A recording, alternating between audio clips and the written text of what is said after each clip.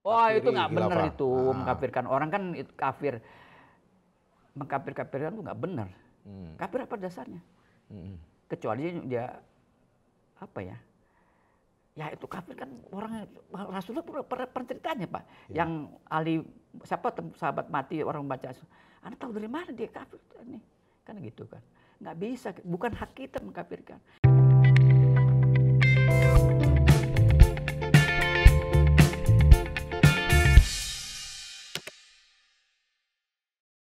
Assalamualaikum warahmatullahi wabarakatuh. Selamat pagi, jumpa kembali dengan saya Agus Sulaiman di acara Ngobras, ngobrol santai sambil silaturahmi. Seperti biasanya, acara ini kami akan ngobrol istilahnya dengan tokoh agama, akademisi, tokoh masyarakat dan lain-lain untuk membincangkan segala macam tentang keindonesiaan, tentang persatuan, tentang toleransi dan sebagainya. Baiklah, hari ini kita kehadiran salah satu pengurus organisasi Al-Irsyad Al-Islamiyah. Assalamualaikum, selamat pagi Pak. Waalaikumsalam warahmatullahi wabarakatuh. Selamat pagi Pak Bahtiar. Pak Bahtiar ini sehari-hari adalah Wakil Sekjen 3 Al-Irsyad Al-Islamiyah. Ya, betul.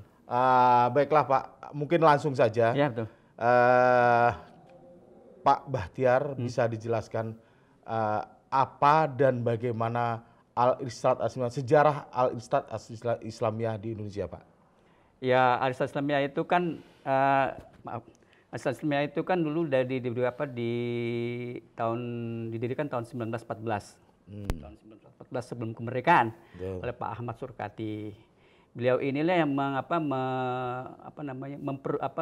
menggarap istilahnya atau mencoba mengadakan semacam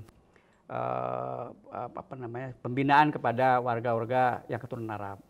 Itu dalam perjalanan seperti itu. Tapi beliau juga tidak juga melupakan lingkungan, dan beliau sangat terlibat pada masalah kemerdekaan itu, gitu kan. Terus begitu kan ya.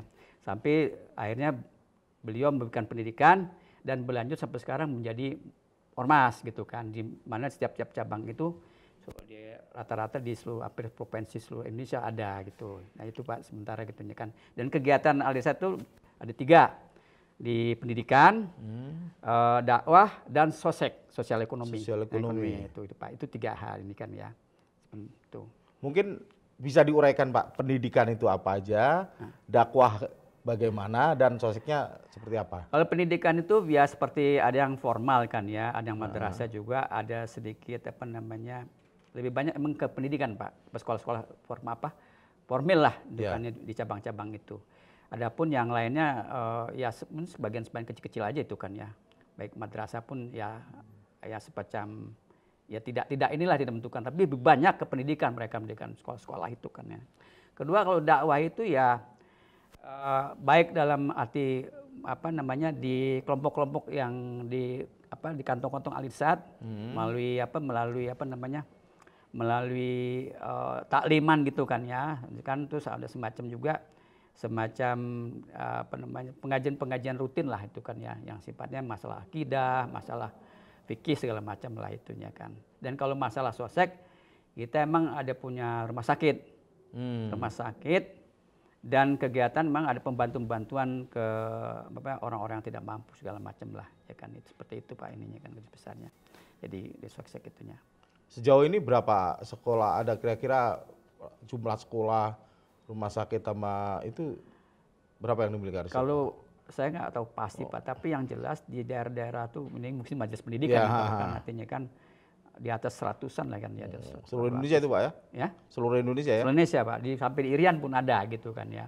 Irian ada di Sumatera, di Jawa. Banyak sih konsentrasi di Jawa ya, karena memang itu kan sebanyak kan Pak ya, sebenarnya gitu. Terus gini Pak, di era kekinian sekarang Pak, kalau dulu zaman sebelum kemerdekaan Al-Irsyad berdiri dan salah satu misinya membantu pemerintah untuk mencapai kemerdekaan dan segala macam. Di era kekinian sekarang Pak, apa kiprah Al-Irsyad dalam rangka untuk memperkuat persatuan itu Pak?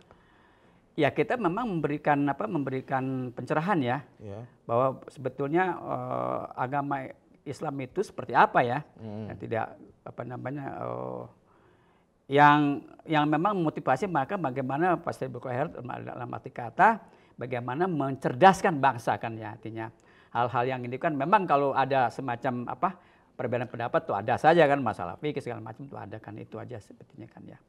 Jadi itu banyak kegiatan itu kan, dakwah juga semacam ya penjelasan seperti itu dari sisi non pendidikan ya. Dakwah ini kan sifatnya kan yang tidak formal kan ya itu ke masyarakat, sifatnya kan pemberian itu masalah-masalah keagamaan yang ya bahas-bahasan masalah, bahkan banyak masalah fikih lah kelihatannya banyak. Itu lagi Pak, Al-Irsyad kan tadi Bapak bilang kan awalnya didirikan oleh komunitas dari Arab. Sementara sekarang ini banyak kelompok-kelompok yang menciptakan semacam karena banyak ideologi maksudnya. Betul. Yang masuk ke kita yang mungkin asalnya dari Timur Tengah sana Pak. Mungkin apa upaya dari Al-Irsyad untuk untuk meluruskan itu Pak? Ya makanya kan dai-dai kita itu dibekali dengan apa yang seharus mereka lakukan untuk menciptakan masyarakat baitatun warahmatun ghafur. Dan apapun konflik itu, ini kan pemahaman banyak juga yang seperti itu kan. Ini kan kita tidak seperti itu. Memang Al-Irsyad sendiri tetap menjalankan sebagaimana apa yang digariskan dengan hukum-hukum yang hukum-hukum Islam atau hukum-hukum yang sesuai dengan sunnah Rasul dan Nabi gitu Pak. Ya. Artinya tetap dalam batasan Islam yang rahmatan lil alamin. Itu Pak. Akhirnya kita harus akhirnya kan ukuran keberhasilan bagaimana menciptakan itu kan. Bagaimana baik dari segi, karena kalau ini tidak stabil, orang kan macam-macam juga, gampang juga dimasukin dengan iming-iming lah istilahnya kan ya. Ini ada janji seperti itu. Tapi kan kebanyakan faktanya tidak seperti itu. Kebanyakan mereka justru setelah kejebur baru sadar kan ya. Nah ini usaha-usaha ini memang kita usahakan jangan sampai ke sana kan. Tapi memang tidak bisa dihindari kayak gitu kan. Tapi usaha-usaha kuat di lingkungan Al-Irsyad itu sudah kita bangun seperti itu. Jadi pembinaan baik ini juga ketua semuanya, majelis dakwah segala macam pendidikan selalu memberikan itu supaya memberikan batasan-batasan gitu kan, apa yang harus kita lakukan untuk membangun negeri ini kan ya. Jangan sampai kita ikut-ikut sampai gitu-gituan lah. Kalaupun Anda tidak jelas, silahkan langsung bertanya kepada ahlinya kan begitu kan, supaya tidak menyimpang, karena kadang-kadang nih orang dapat dari luar Pak. Nah kita kalau dapat pendapat seperti itu kita bilang, Anda nggak bisa begitu. Coba Anda kan bukan ahlinya, coba tanyakan kepada yang ahlinya. Kita punya seperti itu kan, bagian-bagian dakwah kan ya, ininya kan ya, seperti itu. Kalau kiblatnya sendiri Al-Irsyad kemana Pak? Kiblatnya, bukan kiblat dalam arti kita kiblatnya artinya kan ya kita kiblatnya sih Pak. Ya yang dulu aja seperti itu Pak. Nggak ada yang macam-macam kan kiblatnya tadi. Yang lurusnya dari dulu kan seperti itu. Jadi artinya seperti tadi yang di Al-Irsyad ini identiknya kan dengan orang Arab gitu loh Pak. Tapi dalam prakteknya nggak hanya orang Arab. Nggak ada Pak. Saya ini kan bukan orang Arab. Iya itu makanya. Makanya kan kalau saya rapat Pak, saya bilang kita ini orang Arab berapa orang ya? Terus juga orang Arab juga mengkritik. Ini orang Arab ini kadang-kadang dia sindrom kepada kelompoknya. Bilang kan bukan jamaah itu bukan orang Arab aja dibilang. Dong ini kan. Tapi kan biasa kelompok itu tidak lepas dari itunya Pak. Ya Bapak orang Sunda. Pasti kan kalau ada pertandingan bola pasti orang ini Bandung nih pasti kan begitu. Tapi kan gitu itu kan dalam batas-batas tertentu. Tapi kan sekarang tidak mungkin lagi. Sebab sumber kebenaran itu bukan dari Arab aja kan. Pemikiran-pemikiran juga Batang kan ya. Dan pemerintah juga memberikan fasilitas untuk itu kan. Agama ini kan segala macam. Kita juga banyak dialog dengan Kementerian Agama kan ya. Masalah garis-garis itu kan lah. Banyak lah gitu kerjasama gitu kan. Jadi itu Pak. Artinya orang Arab yang ingin menjadi Indonesia Pak ya? Ya iyalah, nggak ada lagi lah mereka dibilangnya kadang-kadang jangan sampai saya dikatakan orang, saya kan saya udah lahir di sini, apapun saya juga nyumbangin prestasi saya serahkan ke sini kan, ke negara. Nggak ada lagi pikiran mereka untuk pulang begitu. Juga mereka juga mengkritik Arab itu juga, sedangkan kutip kan ya. Kalau nggak benar itu kan siapa kan ya, bukan ya dulu ada faktor-faktor seperti itu, tapi kan sekarang mereka sudah beranak cucu di sini udah kakek-kakek mereka yang udah hilang gitu kan ya, udah tinggal peluburan, mereka kan sudah apa istilahnya namanya berasimilasi istilahnya itu ya. Biasanya sudah seperti itu. Jadi ya kalau kita rapat udah kadang-kadang bahasa Betawi itu ngomong kan, mereka rata-rata ngomong Betawi seperti itu kan. Wah, itu kan gitu aja. Itunya, Pak. Jadi sejauh ini apa yang telah dilakukan Arisat sudah sangat maksimal dalam rangka membantu itu, Pak ya. Gimana? Membantu pemerintah. Ya, usahakanlah kita dari sisi pendidikan, dari dakwah maupun sosek, usaha-usaha itu kita lakukan. Supaya kan ini umat Islam yang banyak, yang susah umat Islam juga kan Pak ya. Ya itu harus dibantu. Pemerintah kan dengan jajarannya juga punya keterbatasan, dana segala macam. Kan kadang-kadang kita punya Lasnas juga Pak. Oh, Lasnas. Lasnas itu kan dapat bantuan bikin sumur bor di mana di NTB bantuan segala macam lah, bikin di mana yang itu kita bikinkan lah, itu kan bikin rumah sampai yang kemarin tuh Bang masalah kebanjir di masa kurang tahun Lasnas bikin rumah berapa 1000 rumah gitu kan, kerjasama sama apa berkolaborasi istilahnya, kerjasama dengan lembaga lain kan ya, bikin itu seperti itu supaya mereka juga ini kan apa merasakan kehadiran kita kan. Itu kan bukan komunitas Arab itu kan, orang daerah yang memang jangan-jangan nggak pernah ke kota mereka kan ya. Jadi mereka kita layani seperti mana sebagai umat dan kewajiban kita. Jangan sampai kan ada hadis mengatakan tidak sempurna iman seorang kalau dia masih bisa tidur sementara yang lain ini orang tuh masih kelaparan kan, nggak sempurna kan. Jadi masih ini kan yang begitu kan gitu Pak ya misalnya kan. Indonesia masih menghadapi berbagai persoalan, Pak. Ya, betul. Mungkin komentar Bapak ini tentang apa yang terjadi dengan seperti masalah terorisme di Indonesia. Ya. Pandangan Bapak dari sisi Arisat bagaimana? Ya kalau saya terorisme ini memang kan emang ini mengakibatkan korban banyak yang orang-orang tidak berdosa. Saya berharap dengan pemerintah ada kerjasama, selalu ada intens gitu Pak. Ketemu komunikasikan. Ini yang harus dibuka jalurnya sesering mungkin itu kan. Jadi hal-hal yang memang nanti sebelum itu terjadi kita sudah mendetek di tempat-tempat kita kan. Takutnya kan daerah sana begini kan, kita sudah mengkontak. Jadi kalau di sana juga ada kerjasama di daerah-daerah dan dengan pusat di daerah, komunikasi juga kan jalan kan ya untuk mencegah itu. Seminimal mungkin, kita kalau bisa nggak mungkin lah. Minimalkan mungkin gitu untuk supaya kita bisa kerjasama dan membangun negara ini. Pusing kita negara begitu-begituan itu. Dan Bapak penting juga kan, orang ini berapa biaya segala macam kan ya. Jadi bagaimana kalau buat saya, saran saya membuka komunikasi dan kerjasama dengan ormas. Jadi tidak ada ini kan, siapa nih kan ya, ini ayo kita rumuskan bersama-sama kan ya, mengurangi ini kan ya. Paham-paham, jadi diskusikan kira-kira apa sih yang menyimpang kan ya. Oh ini yang terjadi di sini, mungkin dari pemerintah punya informasi, kita nggak punya. Nah kita punya ininya sumber daya, kita bahas gitu. Nah keluarlah program-program yang sama seperti itu, kita sama-sama jalan. Nah kalau seperti itu berjalan, insya Allah ya kita ya berharap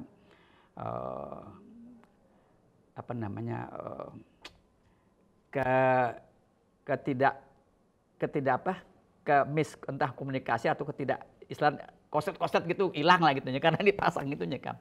Karena itu Pak, saya pikir yang penting itu buka komunikasi dan bekerja sama dalam hal membangun bangsa. Saya pikir itu supaya makmurkan itu. Untuk mengurangi bahaya paham yang merusak itu Pak ya. Artinya Arisat siap untuk menjalankan deteksi. Oh iya, yang penting Bapak kan saya kalau di daerah kita nggak tahu di sana misalnya di mana kan. Ini ada gini gimana? Panggil semua ormas, gimana pendidikan? Siapa yang ada di sana? Kita gerakan, panggil ke Sindar. Udah ini kita sadar gitu kan, mempagari kan intinya kan. Mungkin memang paham itu kan bisa, namanya orang paham banyak percaya tuh susah nih, tapi itu mengkikisnya kan pelan-pelan kan. Mungkin dengan orang yang di situ yang biasa ketemu ini kan warga, kan lain Bapak. Kalau saya Bapak Bahtiar nih, tapi kalau Bapak ada apa Pak? Gitu kan Pak, maksudnya begitu, ketemunya kan, oh ini Pak ngomong gini. Nah seperti itu yang harus ini kan. Itu mungkin lompatan-lompatan itu yang memang secara nggak bisa dilakukan, tapi secara gradual kan pelan-pelan gitu kan, itu yang bisa dilakukan kan. Sambil kita menghadapi pembinaan generasi yang masih muda, yang ini coba kita kurangin kan begitu. Maksudnya begitu ini sih Pak. Terus harapannya Pak, mungkin ini kepada milenial ke depan Pak, dengan berbagai macam dinamika yang terjadi. Milenial, Pak. Ya memang dia harus, ini kan kalau menilai kan orang, kalau buat saya Pak, ini pendidikan sekarang kan kematerialistis Pak.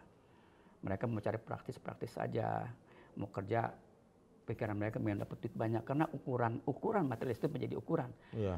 Kalau Bapak punya mantu, punya apa aja dia tuh, punya mobil itu kan, bicara itu kadang-kadang masalah-masalah salah benar, baik tidak itu jadi ukuran. Hantam ke rumah aja kan ya. Apapun caranya dia harus lakukan untuk dapatkan itu. Karena itu kan ukuran itu nggak ini. Nah ini saya lihat itu berkurang. Saya lihat juga kan di kita sendiri kan juga bagaimana membangkitkan itu juga emang agak mengadakan pembinaan harus intensif sekali kan supaya itu bisa terbangun. Mereka tahu yang ini benar, yang salah, baik tidak gitu kan, masalah etis kan, karena pertimbangan akal oke, tapi kan itu nggak benar seragam kan makannya gitu kan ya. Akhirnya kalau udah kayak begitu mereka kan terbangun benteng dirinya sendiri dalam itu Pak, melawan bahwa misalnya rezeki itu sudah tentukan misalnya kan, bukan soal banyak tapi berkah itu tidak. Kalau kita makan banyak itu sakit dulu buat apa? Terus anak kita nggak kelihatan apa itu. Banyak kawan-kawan yang berhasil tapi anaknya kena narkoba karena sih punya duit. Akhirnya berapa korban dia, akhirnya anak itu juga nggak secara fisik ada, tapi secara itu udah nggak bisa diinikan. Nah itu yang saya ada. Kalau kayak gitu kan udah nggak bisa bedain yang mana yang salah, yang benar, yang ini udah ini kan apa juga mau kerjain kan, mereka seperti itu kan ya. Nah ini yang saya pikir memang basisnya memang dari, kalau Rasul mengatakan dari muku anfusakum wa minaqroh, ibda bin nafsi, dari kita keluarga jaga. Ini emang benteng keluarga. Kok di luar kita sudah nggak bisa kendalikan. Berapa jam di luar dia? Kita sebentar. Nah ini yang memang saya pikir memang keberlangsungan antara rumah dengan rumah, masyarakat, sekolah. Ini yang ini kan. Terus di rumah dia nonton. Sekarang kan HP gimana Pak? Betul. Saya lihat anak-anak, ya Allah saya bilang, ini HP anak sekarang jadi ribut sama orang tua karena HP. Terus apa ya, kita Bapak bisa tahu apa yang ini kan? Oh ini kan, nah itu kan masa pikir pemerintah juga harus tahu itu kan ya, menyaring seperti itu kan supaya mereka juga jangan apapun sesuatu keburukan yang 1000 kali diucapkan aja jadi benar. Itu benar karena postur begitu. Seru kita ini akhirnya ini kan ini benar. Orang kita normal, dia orang gila, kita nggak normal. Nah itu seperti itu dan itu membentuk opini. Sekarang apa? Orang tanya, bagaimana para sahabat dulu cinta dengan Al-Quran? Seperti kita punya HP, Pak. Bangun tidur, buka HP. Dengerin HP. Sekarang enggak.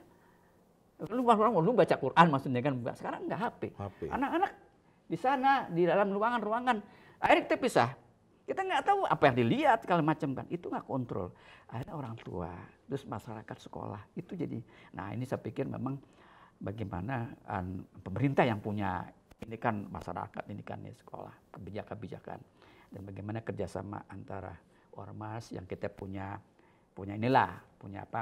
SDM untuk itu, dan pemerintah yang punya validitas, yang punya data segala macam untuk mengadakan kerjasama, komunikasi dan kerjasama Pak ya, supaya terjadi ini, supaya kita bagaimana membina masyarakat di keluarga dulu kan, dan ini kan kampung pemerintah ke masyarakat. Nah kita pengajian itu kan, pengajian kan, kayak gitu kan, yang pendekatannya ini dari situlah baru terbuka kan. Sekolah pertama kan rumah ibu coba kan ya, itu sekolah pertama. Jadi itu yang dibentuk pikiran, itu yang dibawa, baru terus keberlangsungan itu ke sekolah, penguatan sekolah.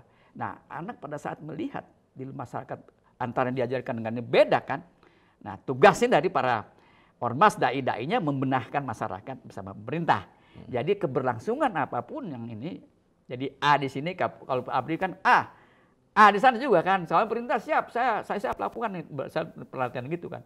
Di situ jadi keberlangsungan ini. Ini kan yang masuk di luar, di antara masyarakat ini yang masuk intervensi orang yang bisa masukin. Sekolah mungkin bisa dicegah, masyarakat bisa dicegah. Tapi di dalam ini di luar ini kan yang masuk. Dan ini lebih banyak ininya Pak, waktu yang digunakan anak-anak itu. Nah, itu jadi ini kan. Nah, ini yang dirasa sama-sama bilang. Oke Pak, mungkin satu lagi ya, Pak. Pandangan Bapak tentang ideologi takfiri dan khilafah segala macam. Ideologi takfiri.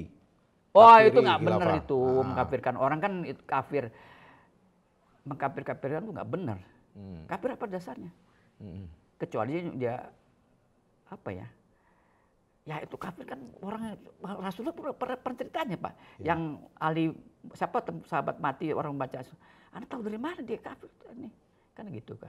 Nggak bisa, bukan hak kita mengkafirkan.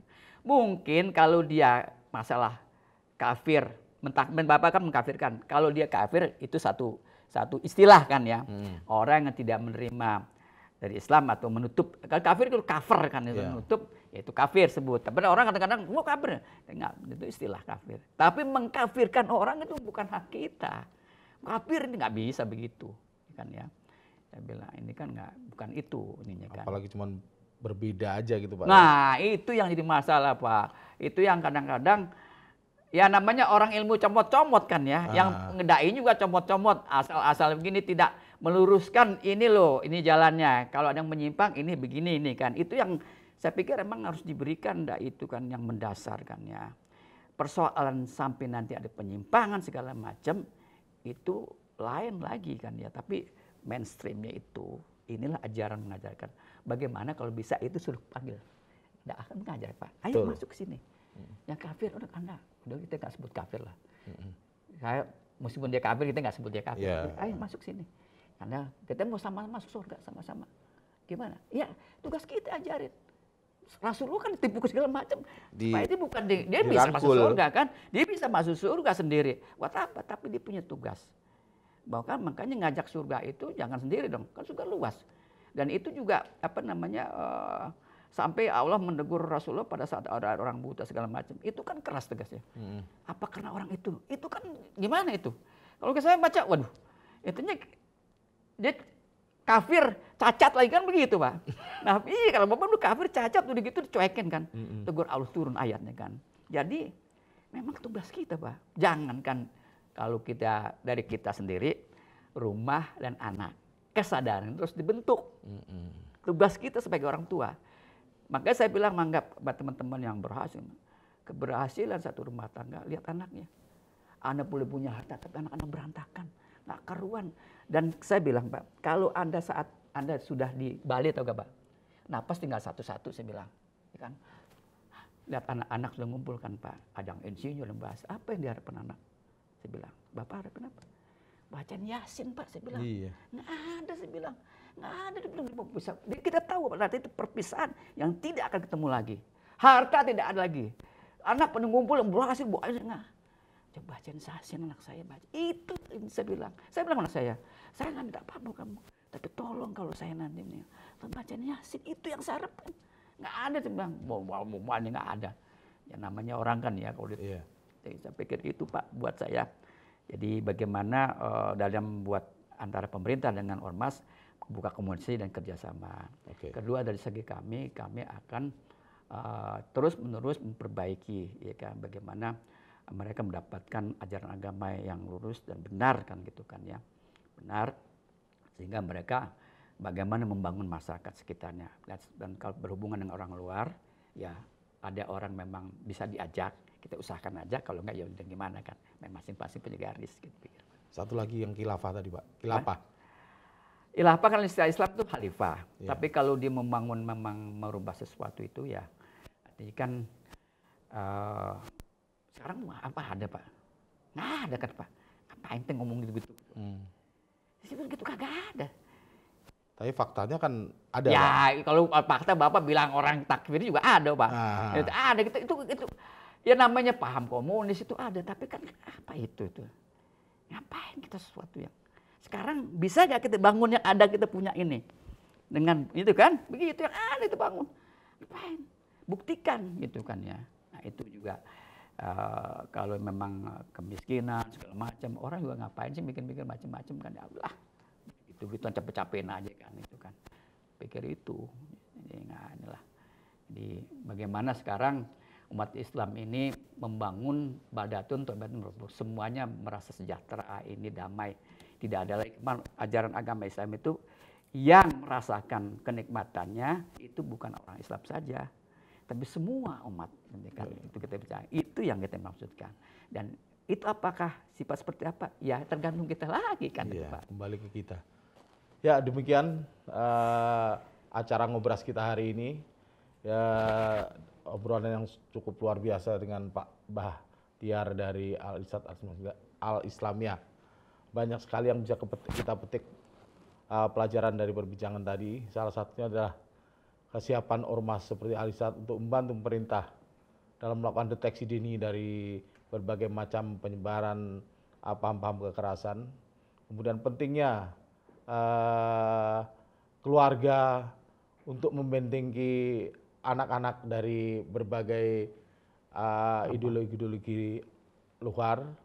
Dan terakhir, bagaimana